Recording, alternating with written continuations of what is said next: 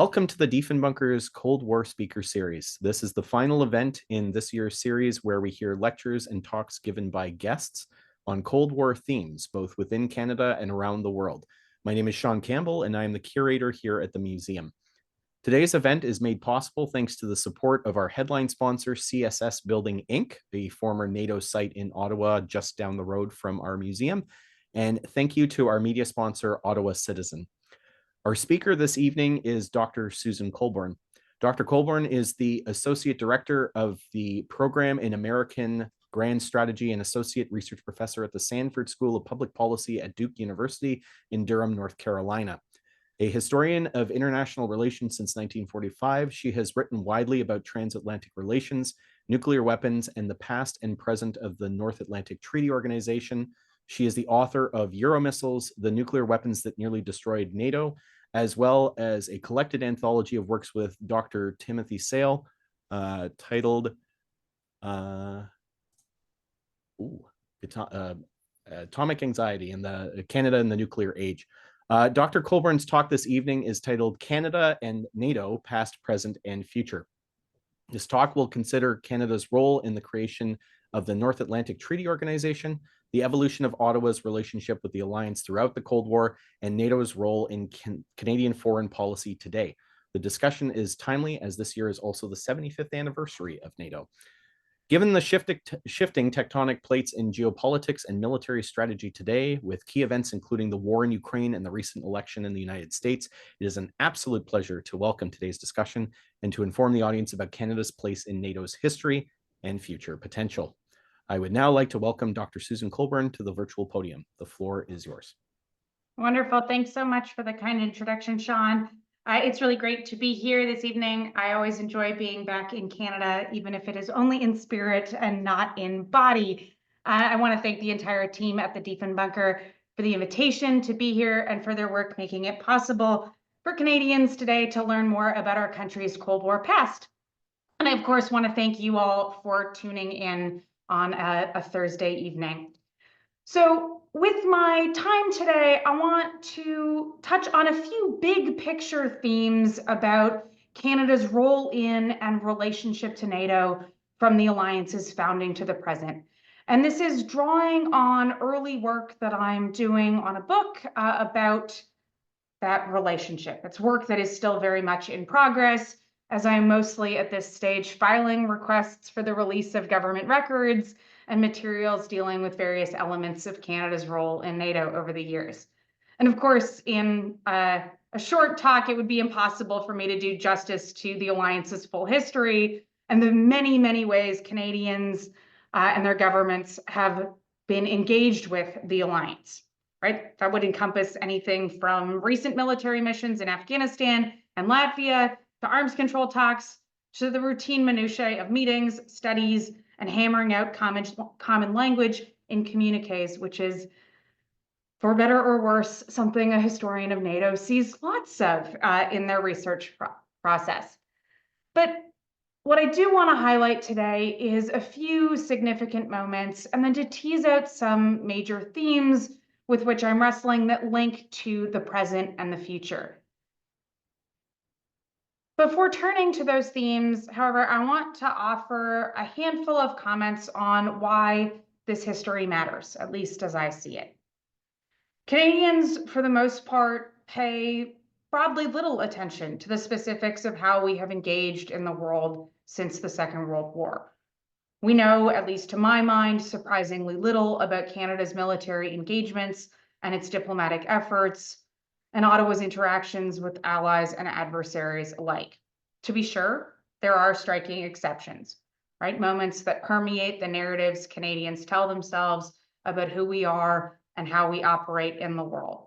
The Suez Crisis and the Nobel Peace Prize awarded to Lester Pearson is, of course, the classic example, as a touchstone well known to Canadians and part and parcel of a story we often gravitate towards about Canada as a nation in the world. But Canada's history is far richer and more complex than we often acknowledge. As a professional historian, I will surprise absolutely no one on this call when I say that I believe the study of history matters. But I believe that for a very simple reason. we as humans all use history and historical narratives to make sense of the present and of the possibilities of the future.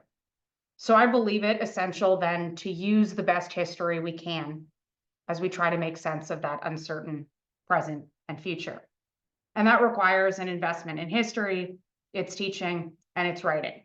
Without it, we are missing a vital tool in the toolkit to help us better assess the world around us and the options available to us to shape that world. And it's with that preamble that I go back to NATO. For something so central to international politics and to Canada's role in the world, we still have large blank spots in our knowledge. And I think that's true for a number of reasons. Some of them relate to the study of Canadian history. Plenty of documents, for instance, related to Canada's participation in NATO remain inaccessible to researchers.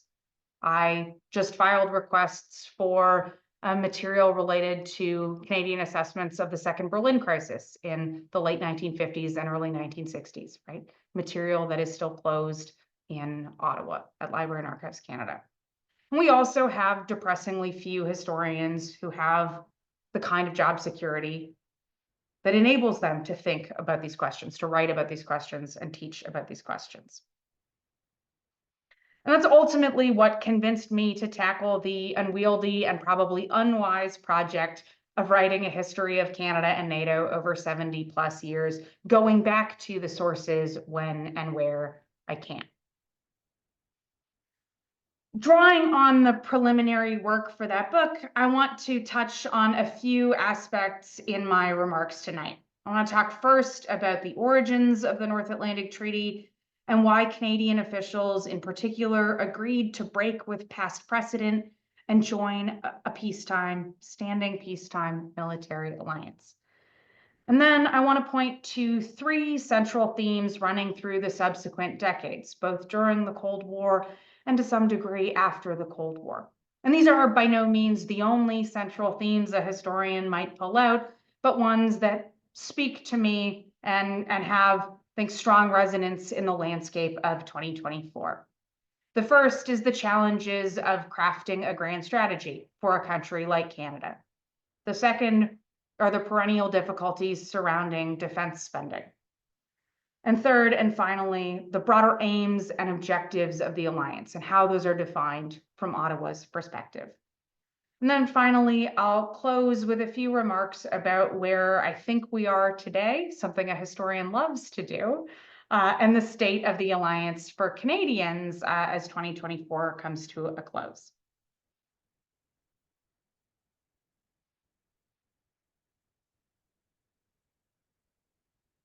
In retrospect, from 2024, I think it can be extremely easy to forget how consequential, how novel and path-breaking the Canadian decision to sign on to the North Atlantic Treaty truly was in the first place. For the first time in the country's history, Canada committed to a formal military alliance in a time of peace. And I think part of why it's so easy to forget how new and significant that was for a relatively young, certainly in terms of its foreign policy, country, is because that treaty linked Canada with traditional partners, right? The origin story of NATO is one that draws on the need to bring the United States into Europe, to anchor it to European security, right? To right the wrongs of the first decades, or to avoid the pitfalls, perhaps I should say, of the first decades of the 20th century. And it was also a project spearheaded in large part by the United Kingdom, right? A very traditional and close partner of Canada. And so with the United States and the United Kingdom at the core of this new geopolitical project, it's easy for us to forget how new or how much larger that project was. Our shorthand is often one about the expansion of the North Atlantic Triangle, right? That triangle connecting Canada, the United States, and the United Kingdom as the heart of the North Atlantic Treaty. But there were 9 other signatories to that treaty in 1949. And so that commitment is worth highlighting. The prospect of a Canadian interest in the orientation and security of Europe, of course, was nothing new. It was hardly out of step with earlier military commitments the country had made, including Canada's contributions to waging the First World War and the Second World War. But in the North Atlantic Treaty, Canada agreed to treat an attack on one of the signatory states as an attack on all, right? That kernel, that core we know as Article 5. In doing so, the government in Ottawa signed up to a form of collective security that covered far more than its traditional partners. 12 signatories on the day of the initial signing on April 4th, 1949, and a number that we well know has grown considerably in the years since that signing day. Canadian officials saw the need for a new arrangement, a new security arrangement, as a result of the post-war world emerging around them. Chief among the catalysts for some new geopolitical architecture was, of course, the Soviet Union, helmed by Joseph Stalin. Once a wartime ally, Stalin's Soviet Union increasingly seemed anything but friendly or allied in the late 1940s. The presence of Soviet troops spurred the Sovietization of states across Central and Eastern Europe, including the overthrow of the last democratically elected officials in Czechoslovakia in 1948, something that galvanized a great many Canadians to worry about what lay ahead. And as elsewhere, Canadian officials worried that the Soviet Union's power might expand. In the conventional telling, we often place emphasis on the prospects that the Soviet Union's land armies might sweep westward and conquer states like the Netherlands or France, right? That NATO was designed to prevent the invasion or hostile takeover of Western Europe through military means. Soviet military power, certainly its latent power, remained considerable in the late 1940s, but the real risks and fears that motivated Allied officials, including Canadians, revolved around the prospect that the fragile states of post-war Europe might succumb to communism, right? They might be politically pressured, or that perhaps even their dissatisfied publics might vote communist parties into power. It was those fears that spurred talk of something that could stiffen the spines of the peoples and governments of Western Europe, a much needed injection of confidence to help them defend against and ward off communism. The treaty's architects were also motivated by the challenges that plagued the United Nations, the new global institution created at the end of World War II. And already by 1947, just 2 years after the United Nations had been formally founded, Canadian officials began speaking publicly about the possibility of other arrangements.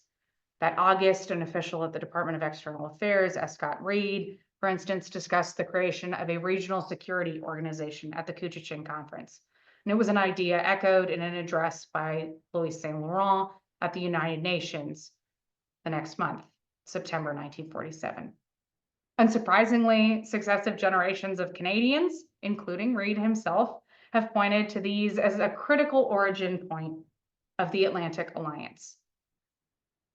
But these Canadian contributions should, of course, be put in perspective. These ideas were given force, above all, by the British government of the day, with Foreign Minister Ernest Bevin in the vanguard. It was Bevin who championed a security system designed to bolster and unite the spiritual, moral, and political forces of the West. But it is telling that men like Lester Pearson used that same language, were motivated by similar ideas, but the need for something not just military in scope, but something rooted in the more intangible factors like confidence, psychology, faith, and solidarity, right? Those fuzzy things that seem to unite people on both sides of the North Atlantic seaboard. In such an arrangement, Canadian officials pressed for structures that would be more equitable than those of the recent war. Lester Pearson, for instance, in his first public speech as Secretary of State for External Affairs, maintained that if the, quote, risks, resources, and obligations, end quote, of alliance membership were shared, then so too must the decision making. I'm quoting Pearson here. "It is obvious," he remarked, "that some sort of constitutional machinery must be established under which each participating country will have a fair share in determining the policies of all which affect all." And at face value, that might seem obvious, but the Canadian experience during World War II had shown how difficult that might be to achieve.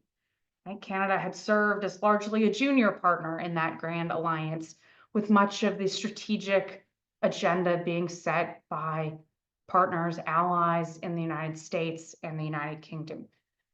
And what Canadians advocated for, what Canadian officials hoped a new arrangement could become, was something more equitable, something that gave them and other smaller and medium-sized countries a say in the affairs, the decisions that would affect them. Canadian diplomats, as we well know, participated in numerous rounds of talks leading up to the treaty. They were there, for instance, for the secret ABC talks, those original talks that remained under wraps, at least as far as the party line of the participating governments were concerned, for decades. Though the secretive talks held in the basement of the Pentagon in the spring of 1948 were not secret from one place where it really mattered. They were well known in the Soviet Union, thanks to a spy on the British delegation by the name of Donald Maclean. And in those negotiations, Canadians spoke out and pushed back against the possibility that the solution to the problems in European security might be a unilateral declaration of support issued by the President of the United States to underwrite the continent, right? To shore up confidence in Western Europe. Such an arrangement would leave Canada out in the cold. And the Canadians also objected to and worried about arrangements that might leave them as associate members, not fully part of a structure for European security.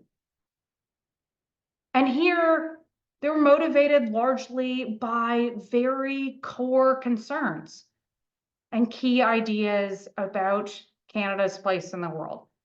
For a generation of Canadian officials in a country coming of age as old imperial structures shifted, a transatlantic agreement, a new transatlantic structure, could address a variety of concerns.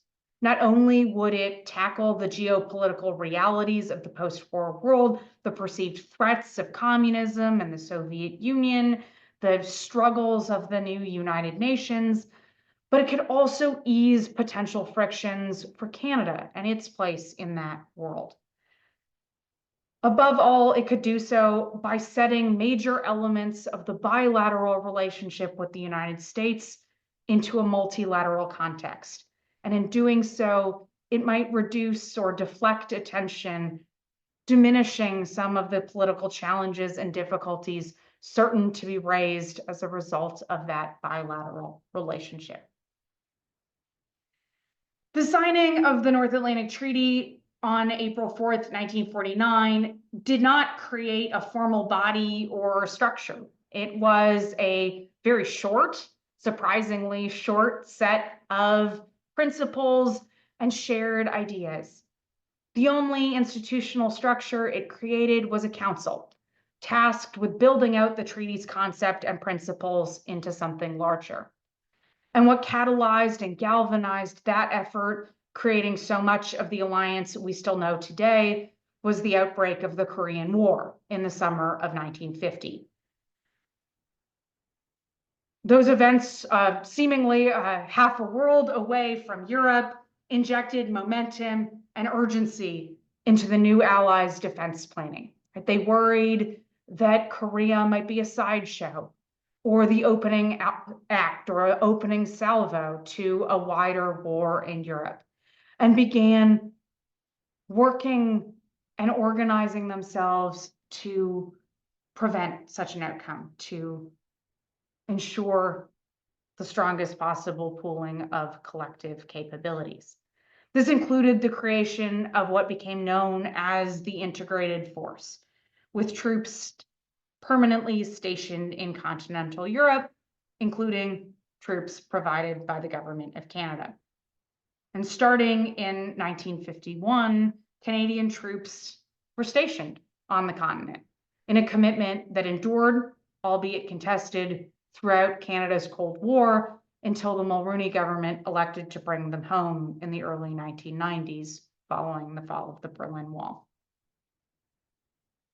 From these early foundations, the alliance has evolved considerably.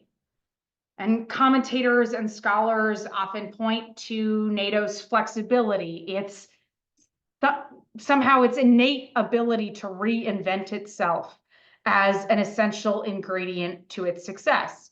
And Canada has, of course, been part of that adaptation, that evolution, and its own role to the alliance has evolved. But in the spirit of revisiting first principles, I want to point to three major themes that run through that history largely as continuity, even as circumstances and geopolitical realities have changed, including macro huge changes like the end of the Cold War. The first is the most basic and fundamental challenge: how to craft a grand strategy for Canada. And by grand strategy, all I mean is an overarching framework or an intellectual and policy architecture that aligns the country's ways, ends, and means. Now, by that definition, you will, of course, realize that this challenge is not one unique to Canada's relationship to NATO.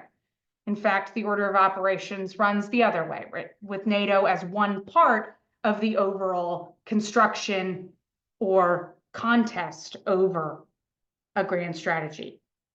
But the country's engagement in the alliance over the years is, to me, a prime illustration of those challenges. Some elements of Canada's position in the world are immutable and unchangeable.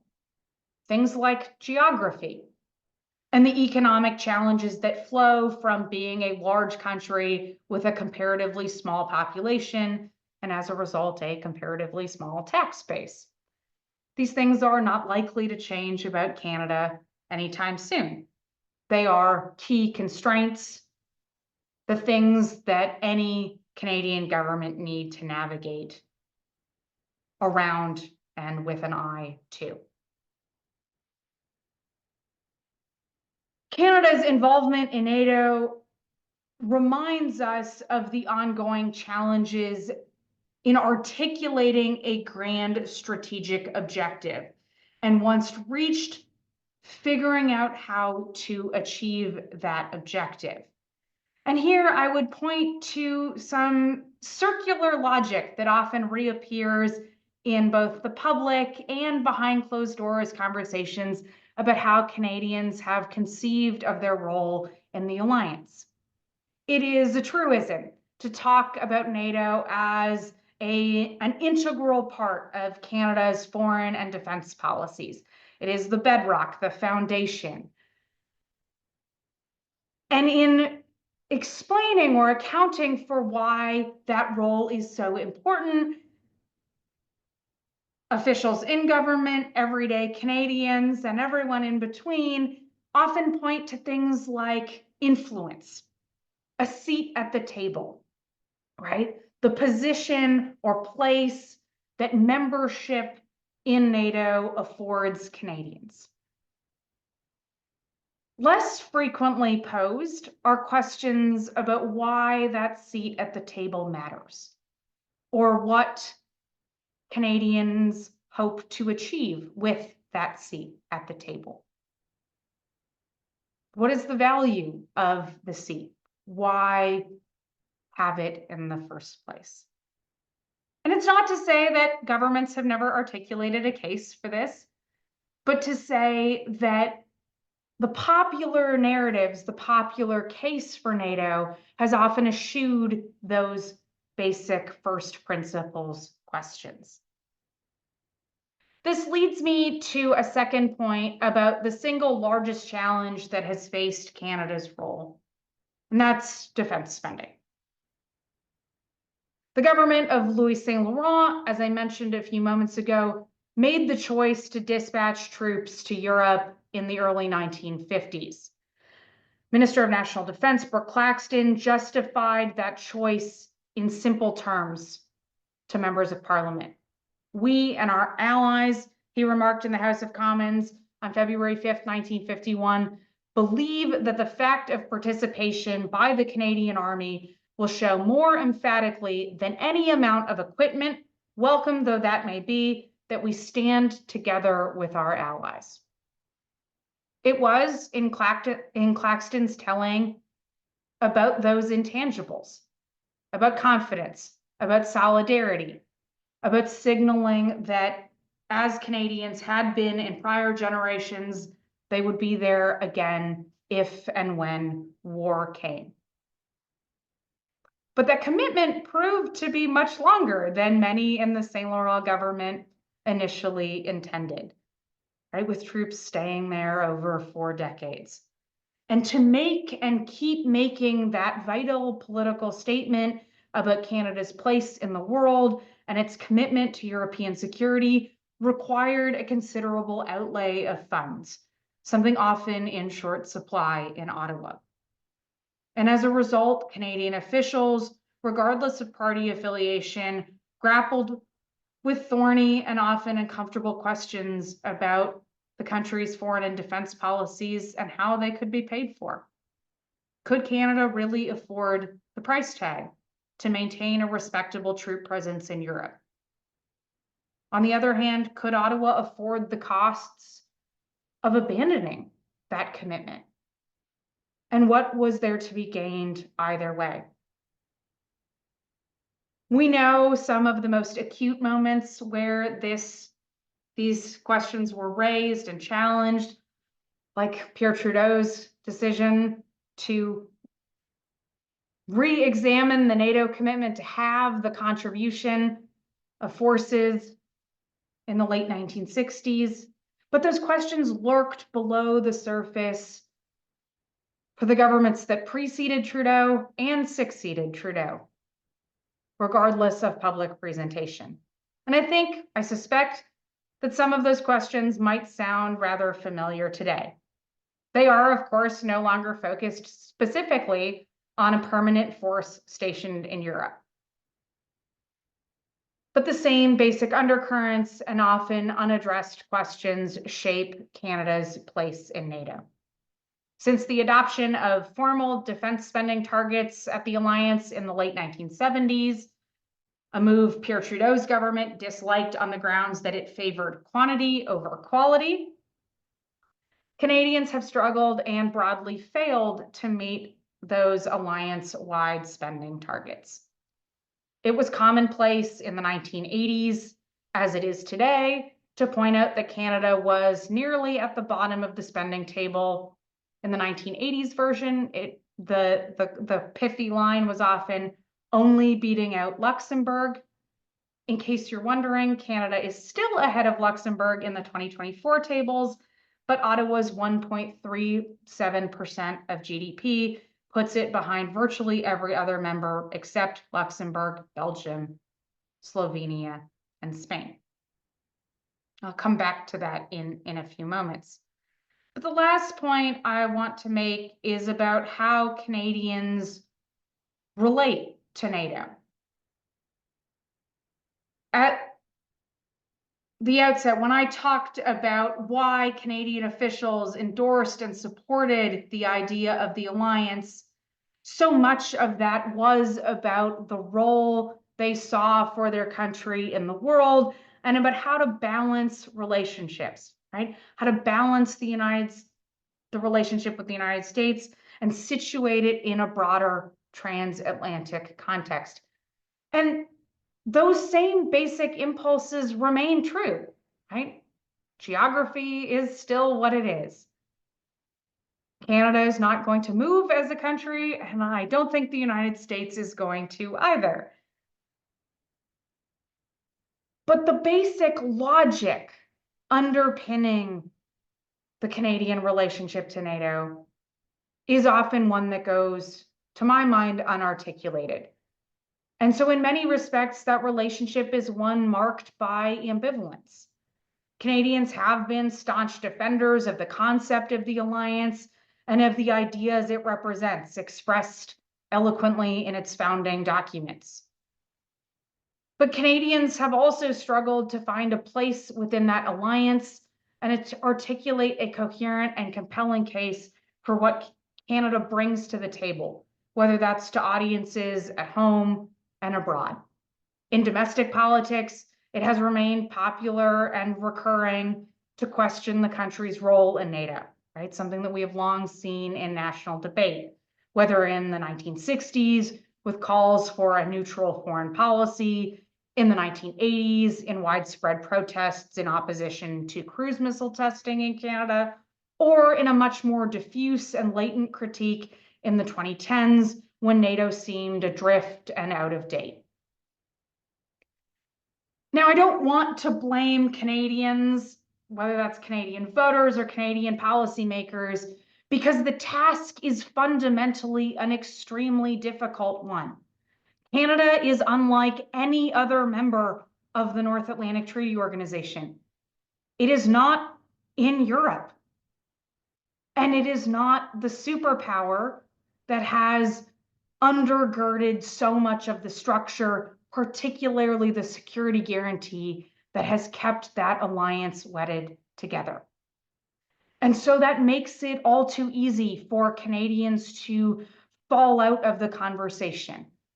I would point to even the regular shorthands we use for the alliance. The US-European relationship is one I hear a lot. And that leaves Canada implicitly out in the cold. Those realities of geography have also meant that few Canadian diplomats have had the chance or the stature to be considered for jobs like Secretary General, the highest civilian post. Lester Pearson was considered for the role, but declined. But since then, few of his successors have even made it to the consideration phase. The recent speculation about Deputy Prime Minister and Finance Minister Chrystia Freeland is an outlier in that respect. There's a great story about former Foreign Minister Mark McGuigan in the early 1980s, who on one occasion, when finally, after many years as Secretary General of NATO, Joseph Luns, the former Dutch foreign minister, indicated that he was going to step down from the post. And McGuigan told a few American counterparts that he was interested. He would be up for doing it if he were asked. And Lawrence Eagleburger at the State Department turned to McGuigan and said, "You're only slightly more acceptable than we are." I think that exchange sums up some of the acute structural challenges that Canadians have faced at NATO. They are unique in their geographic and strategic relationship to the alliance and to its core mission. I highlight these three themes today, not because they are definitive or tell the whole story of the alliance, or even because I am sure that they are the most important. I highlight them because they are the issues, to my mind, most likely to shape the years ahead.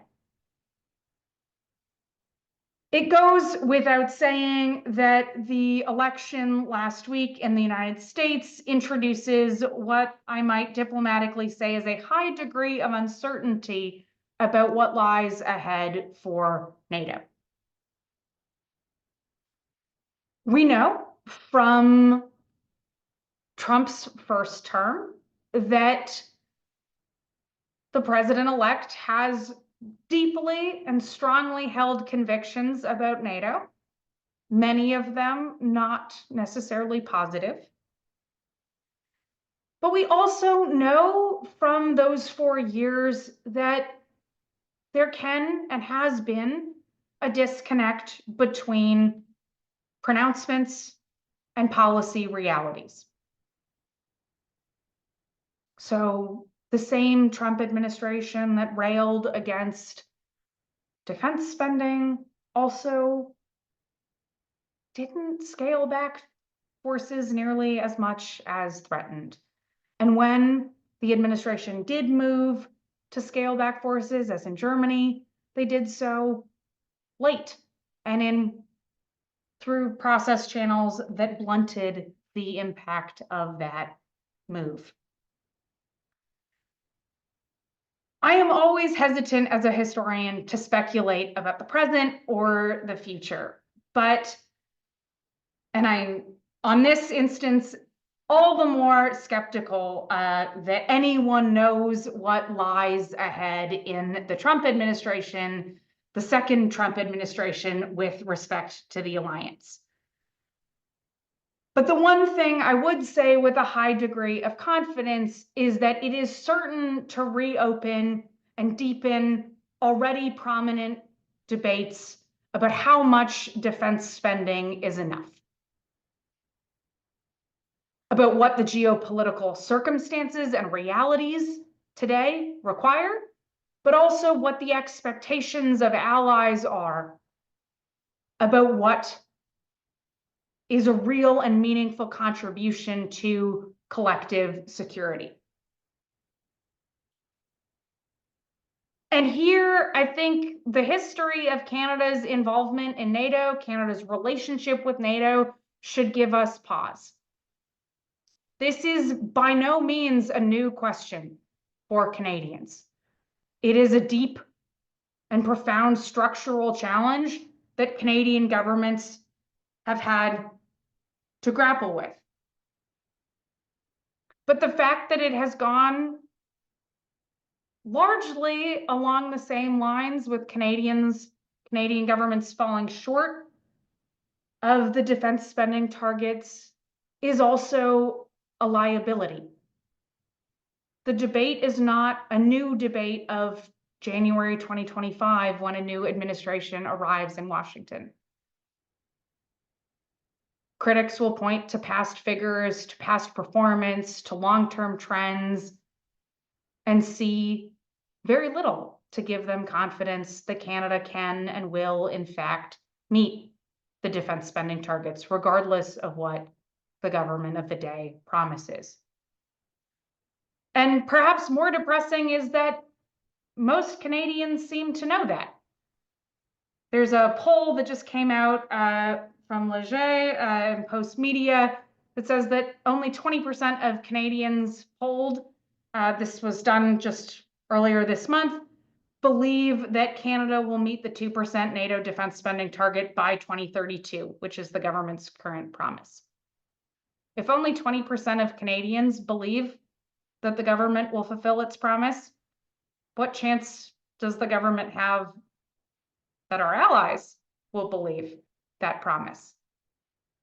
And I don't harp on the point for any partisan or political reason, but because it signals to me that there is a need for a basic conversation about why NATO matters to Canadians, why defense spending matters to Canadians, and the challenges facing Canada and its interests in the world we live in today. And so on that uplifting note, I will stop for now. Thank you, Dr. Colbourn, for your presentation on this timely topic. And it's interesting. There was when I read Euromissiles in preparation for your talk, I was thinking about in the introduction, you had a line: "Crisis was nothing new in Allied circles. NATO's history is one of near constant crisis." So in a way, it made me think, okay, if this is one of these events that's like with everything that's going on geopolitically, if there is an organization that has dealt with near constant crisis throughout its history, that leads me to, I hope that it's built up enough of a tough enough shell to be able to meet the demand of what comes next. That's my hope. And then the current situation, given everything that happened last week, it made me think of early on in the book, you were talking about Mansfieldism, when American Senator Mike Mansfield made a push for the removal of U.S. troops from Europe, as described in the book, and how it's not new. This is something that's happened over the course of its history, and it's just history doesn't repeat itself, but it often rhymes. So I was thinking about that, and so a reminder for the audience, you can enter your questions to Diefenbunker in the chat. So my profile here, to ask our presenter a question. We do have one that came up as you were speaking. So I believe you touched on it a little bit, but just to quell any fear that might be within that question, do you think NATO will remain intact in the event of an American withdrawal? And will the USA go into isolationist mode as they did before World War I and World War II, and then perhaps return to quote unquote save Europe in the event of an expanding conflict? Yeah, it's the $64,000 question right now. The piece of me that is a human living in 2024 wants to be optimistic and say, yes, I believe the alliance can survive. The piece of me that is a historian of the alliance is deeply skeptical and won't tell you that. And my reasoning is as follows.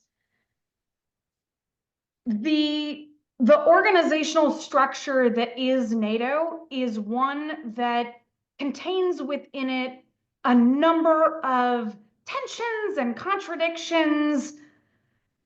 And one of those that springs to mind is that it is an organization of equals governed by consensus, where everyone has a seat around the table, whether they are Iceland with no military or the United States with the largest military in the world. And yet, we know that as an alliance that is at its heart a military alliance, it relies on the power and the power projection capabilities of the United States. There is a reason, if we go back to the founding in the late 1940s, there is a reason why the signatories of the Treaty of Brussels in 1948, Britain, France, Belgium, the Netherlands, and Luxembourg, were not content to stick with that arrangement, but why they saw it as a stepping stone to secure American participation, right? It was that American security guarantee, that American military power that mattered. And much as the world has changed since 1948, that fundamental reality has not.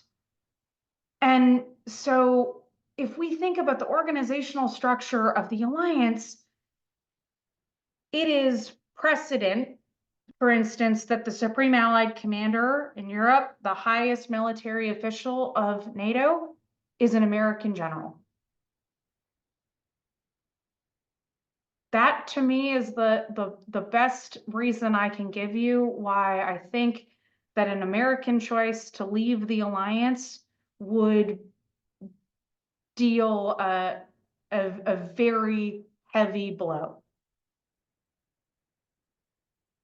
There are countless scenarios how the alliance could come to an end, right? It could be in one dramatic moment, an executive order for withdrawal. It could also be in steady deterioration. If Article 5, that central promise at the heart of the North Atlantic Treaty, is no longer believed to be truly credible. This is something the Allies have struggled with for decades. But if there is minimal confidence that the President of the United States or that the American security architecture really stands by that pledge, how long and how healthy can the alliance stay?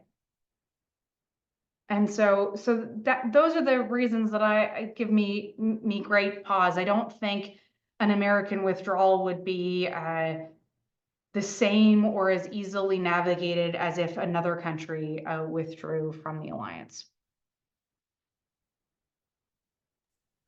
So prompted another question to come in.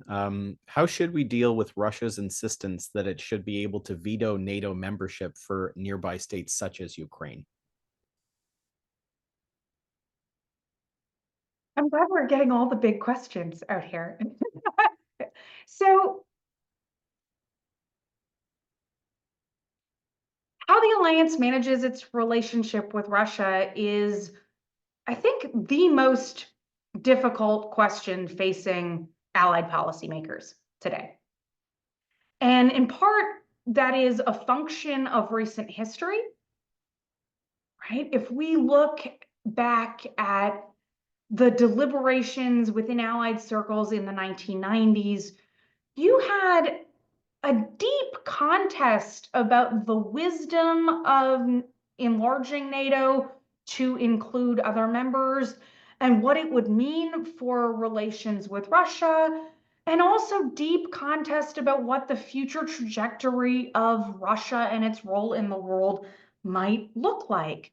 And so it was, in many respects, a time of considerable hope. Boris Yeltsin looking sometimes like someone who could guide and help forge a new democratic Russia, and in other moments, appearing to be a completely unreliable interlocutor, appearing drunk in public, and the sort of thrust of Russian foreign policy or Russian behavior in its neighborhood in the 1990s is another good reminder of the shortcomings or the really mixed record that allied policymakers were trying to make sense of. The challenge as I see it right now is that the alliance has carved out a very untenable position for itself. It has adopted a position that theoretically is still committed to the values and principles, the big ideas of a Europe whole, free, and at peace. And its practical signaling has suggested otherwise. Right? So I would point to 2008 and the half promise to Ukraine and Georgia of membership with no road to membership as one illustration of that. And where we are today is really an extension of that conversation. Even with Russia's renewed invasion of Ukraine, there is still considerable debate about whether or not enlargement is a wise option. I personally think that the most dangerous situation is to leave the question open and continue punting on the question. And I worry about the consequences of implicitly or explicitly signaling to the Russians that they have a monopoly or a de facto sphere of influence in what we have recognized as independent states, including but not limited to Ukraine. But of course, the stakes are high. The Biden administration, for instance, has been extremely reticent because Russia is still a nuclear power. And the risks of getting it wrong are potentially catastrophic.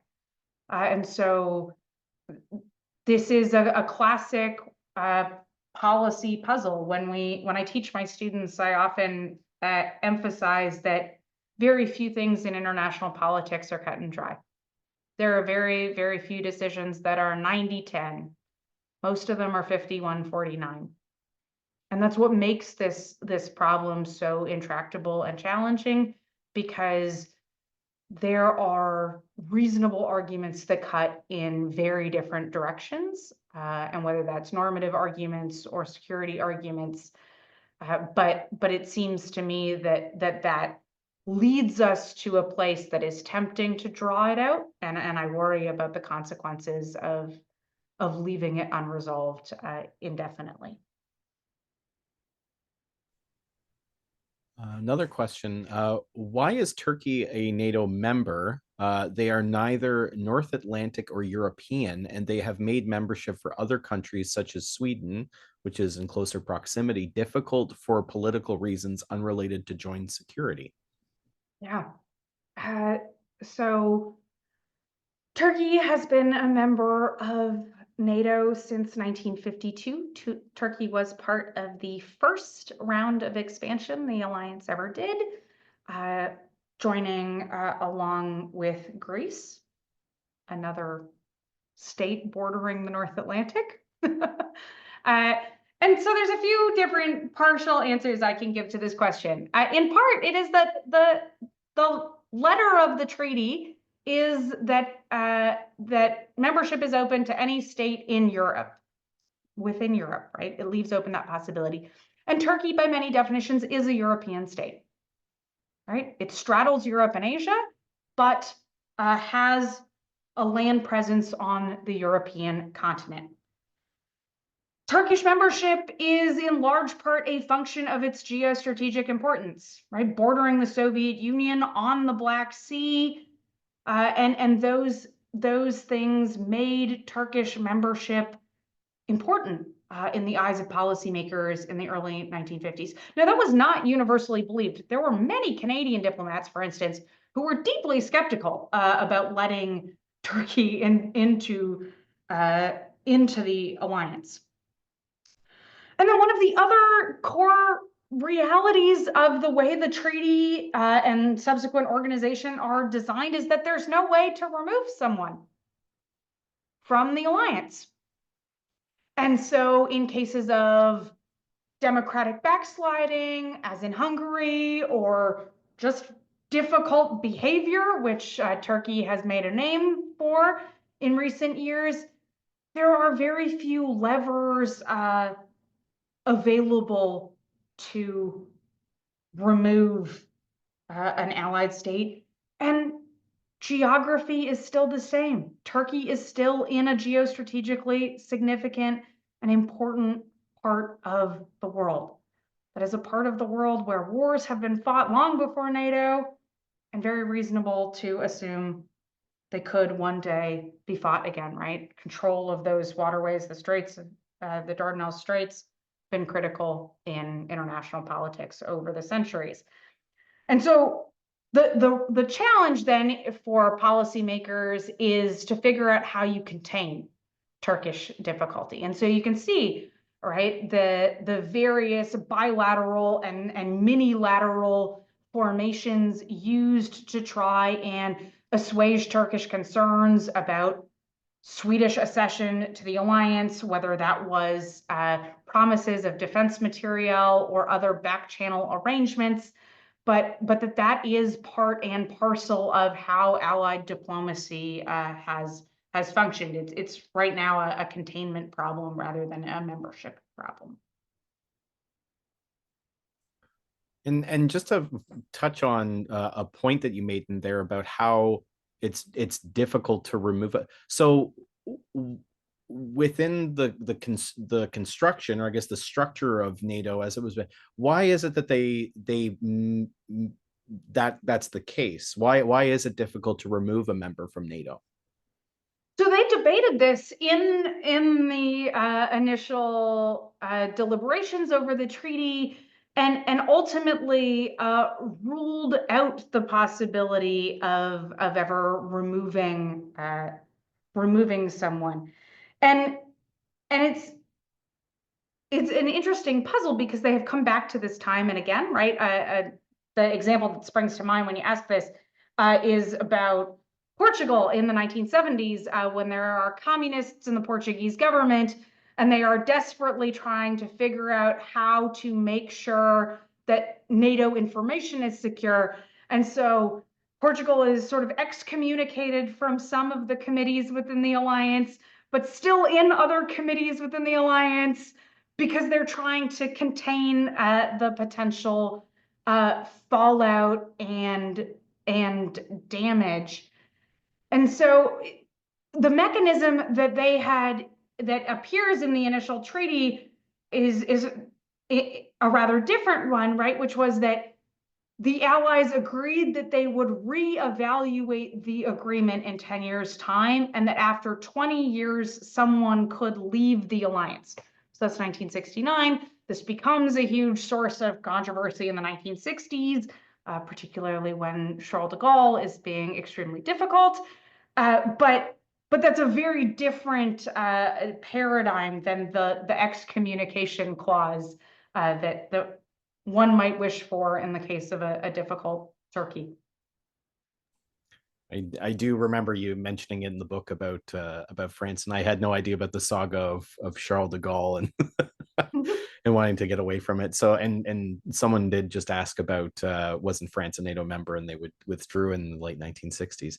Yeah, Or threatened to. so the French withdrawal is really interesting because the French both withdraw and don't withdraw. So in 1966, under de Gaulle had come to power in 1958 again. His government sort of gradually severs ties to the alliance. So they remove themselves from a joint regional command and start to put restrictions on who can operate within France, right? NATO is headquartered in France at this time. And then in 1966, the French government announces a full withdrawal from the integrated military command. But even when they do that, they remain a member of the alliance. So they're a member of the political apparatus of the alliance, but remove themselves from the military planning side. And so it makes for these, again, very strange committee arrangements where 14 of the allies are meeting to talk about what they will do about France, but then they're having other meetings about what the alliance will do as a result of this. They have all 15 of them, including France. And so this whole episode is the catalyst for much reappraisal in NATO circles, but including this very foundational document report that they produced in 1967, the Harmel Report, which the French end up endorsing, right? The French are part of the negotiating process and support, even though they're extremely difficult. And it is a result largely of the fact that they have left the integrated military command. Just as a sign, I think I dwell on it because it's a really good episode that encapsulates how many complicated bits and pieces fall under the umbrella of what we think of as NATO, the alliance. There's so many different relationships and committees, military and civilian, that make up the beast that is NATO. So I'm going to draw from some of the questions that I prepared for this evening. Is there a period, and I know that you go into especially the Euro missiles crisis that you described in your book, but are there any other similar periods in the Cold War that are reminiscent to you of the current ongoing period? And if so, how was it resolved then? So I generally tend to resist the comparisons to the Cold War just because they are so popular these days as a result of US-China relations. And I don't really, I'm very wary of calling it a new Cold War or a second Cold War or those macro comparisons. But there are certainly features of the Cold War world and what I've worked on that I see playing out today. And so one of the things that really struck me in writing the book about the Euro missiles is these really difficult questions in the 1960s about what the purpose of NATO is and whether NATO can actually be an engine for positive change in international politics, or whether NATO is a militaristic bloc that is an obstacle, right? This is a part of the Gaullist charge against NATO.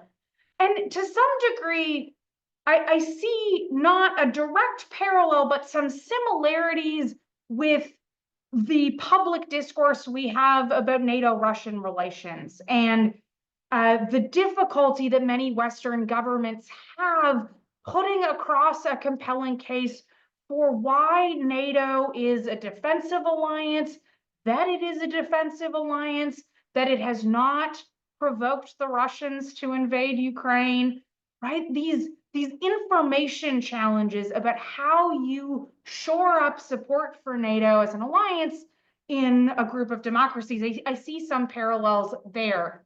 But generally, if I were to think about some parallels in terms of broader historical periods, I am more drawn to some of the comparisons to the 1930s, which is primarily, I mean that with respect to broad scale questioning of whether or not the United States should be involved in the world, a sort of emphasis on events at home and a frustration with global entanglements that I see some parallels to the early and mid 1930s.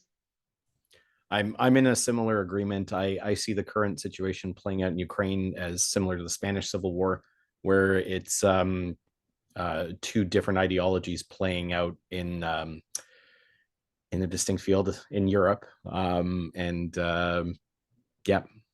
just in terms of participation from the various ideologies of that. Keeping within the current theme, and in terms of direction, what's your assessment of NATO's new Secretary General Mark Rutte to meet the demands in this geopolitical and defense period?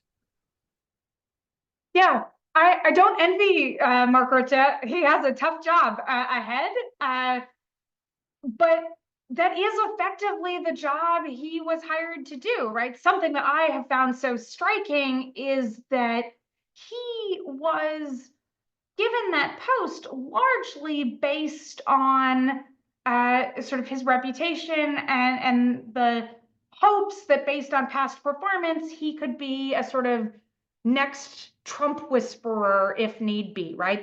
That's a role that Jens Stoltenberg had filled quite well as Secretary General.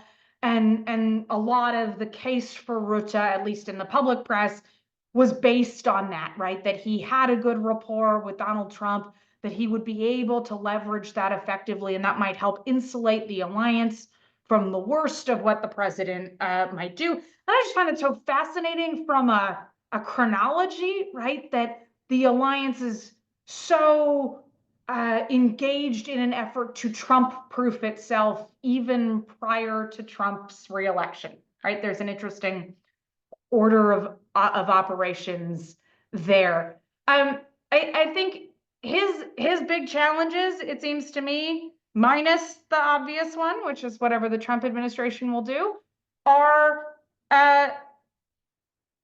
the future of Allied support for Ukraine and what role, if any, he can play in shaping that course. There is, of course, going to be defense spending questions.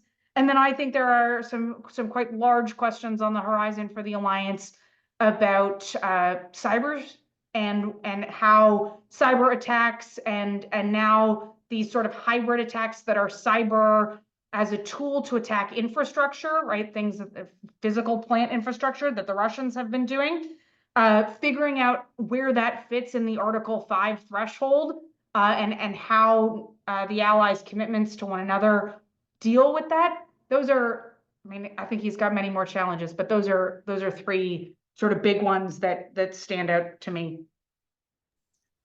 So we have one more question from the audience, and then I had two more just before we wrap up.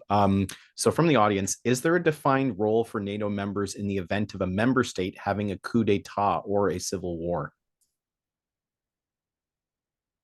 I'm not going to dwell on why this question is being posed. No, so one of the big challenges of an alliance of independent nation states is that there is some recognition of the authority of the individual governments, right? And so they struggled with this a lot in the deliberations because, of course, one of the big challenges that they were worried about was communist infiltration and takeover of a government, right? That a government might be slowly turned or eroded from the inside out. But largely this is kind of uncharted water. And so I think there are big questions should a case like that arise. Very large questions about how far the Allies can go, how far they should go. And I would point to, it's hard to draw a direct comparison, but I would point to the struggles that the Allies have had historically, whether that is in the Portuguese case that I talked about, whether that was when the Greek junta in the 1970s, whether there's more recent examples like Hungary or Slovakia, where clearly the trajectory of the current government is not necessarily in line with the broad principles laid out in the preamble of the North Atlantic Treaty. But the tools available are constrained, and in all of those instances, we've seen very limited tools at the disposal of allied nations to try and shape and manage that situation. So my candid answer is I hope that this questioner's scenario does not come to pass. But I know as a historian that hope is not a strategy, so, or not a strategy in its own right. So you talked during your talk about the idea of NATO is an evolving process and an evolving concept as a structure of alliances. So in terms of evolutions, moving forward, are there past examples within the alliance that were successful in terms of moving forward? And if so, is it something that as we look at the alliance today, maybe there's some lessons there that, NATO would have to look at in terms of moving forward to have that stronger perception around the world?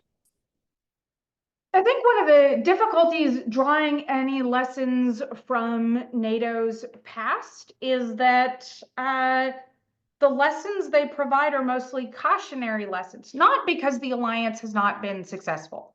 It has been extremely successful by every metric against which we might judge an alliance: longevity, size, scope,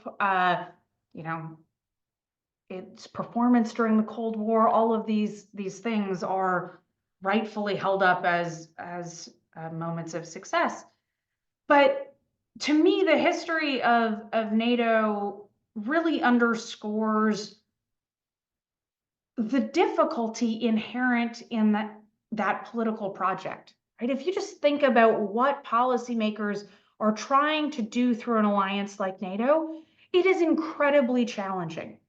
It is large, it is unwieldy, it is filled with democracies who have competing political parties and different national interests, and countries that have huge defense budgets and tiny defense budgets, and ones that live far away from the adversary and ones that live close to the adversary. And it's trying to make all of them agree. And so my biggest lesson is that it's supposed to be hard, right? That's the default setting, is that it is difficult and messy and complicated. And the nature of the system, the whole reason the alliance exists, the system of governance it's trying to defend, is messy. But that means that past should remind us about the importance of continually making the case for the alliance, not assuming that new voters or the next generation of people intuit the same reasons. And this is in part why I think the history of the alliance is so important, because one way we can learn in the present is to understand why our predecessors believed that this was so valuable and important. And we can draw our own conclusions about whether or not it is, but we're better equipped to do so if we understand where it came from and why we still have it. And then my final question.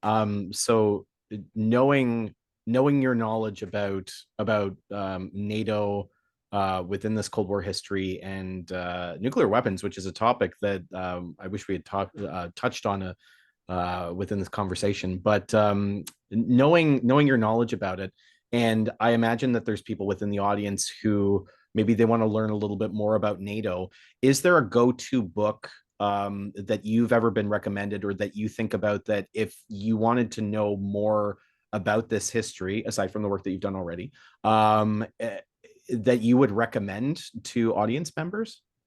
Yeah, the single best book about NATO's history during the Cold War is Tim Sale's Enduring Alliance, A History of NATO and the Post-War Global Order. It's excellent. It's short and very well written.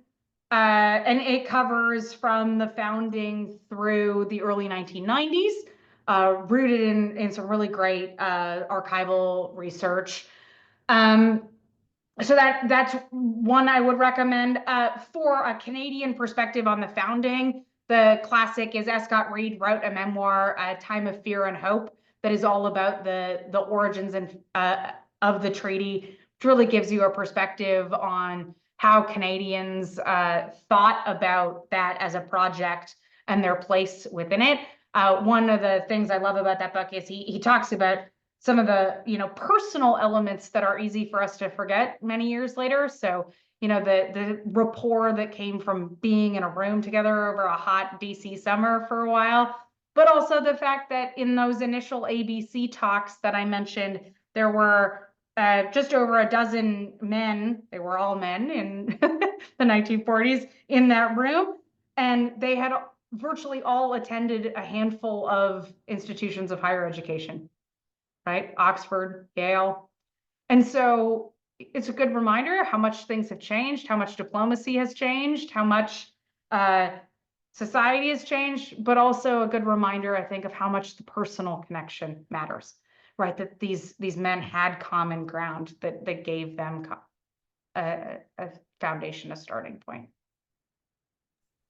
All right. So I want to thank Dr. Susan Colbourn of Duke University once again for their time with us this evening. Where can people go to follow you and your work?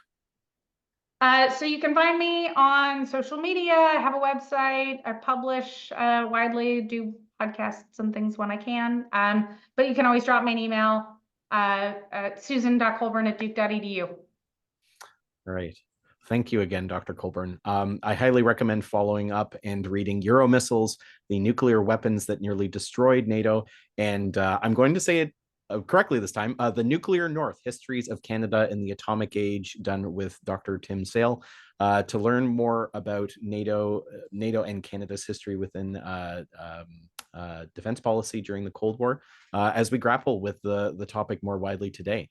So that concludes the event for this evening and the 2024 speaker series at the Diefenbunker.